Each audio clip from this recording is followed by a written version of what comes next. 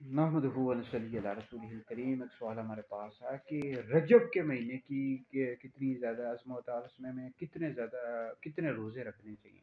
देखिए, इस सवाल से मा साबत अभी सुन्ना में हदीस मौजूद है। नबी करीम अलैहि सल्लम ने फरमाया कि रजब अल्लाह का महीना है, शाबान मेरा महीना और रमज़ान मेरी उम्मत का महीना है। और जामिअ सगीर लिस्यूती में हदीस मौजूद है। नबी करीम अलैहि सल्लम ने फरमाया कि रजब के पहले दिन का रोज़ा ये 3 साल का कफ़ारा है, दूसरे दिन का रोज़ा 2 साल का और तीसरे दिन का रोज़ा 1 साल का कफ़ारा, फिर हर दिन का रोज़ा 1 माह माह का कफ़ारा। मतलब गुनाह इतने मुआफ़ कर दिए जाते हैं।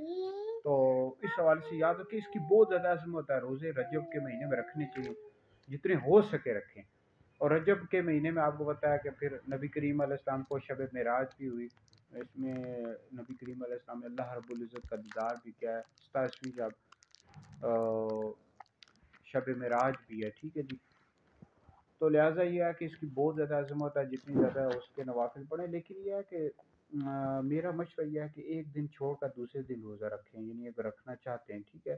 फिर कमज़ोरी का भी ख़तरा होता है कि इन लोगों को बहुत ज़्यादा कमज़ोरी हो जाती है, तो फिर बाकी मामलात भी अदा करने। बहरहाल अगर किसी ने नहीं भी रखे तो कोई गुनहगार नहीं है, ये तो नफली रोज़े हैं, सवाब है इनमें, ठीक है जी। लेकिन एक दिन छोड़कर दूसरे दिन रोज़ा रखें। तो इस महीने की बहुत ज़्यादा अज़मत है। इस महीने में नबी करीम अलैहिस्सलाम को शब मेराज भी हुई है, ठीक है, 27वीं। तो बहरहाल वीडियो सुने, दीगर लोगों तक पहुँचे, आप लोगों के लिए बहुत बड़ा शुक्रिया।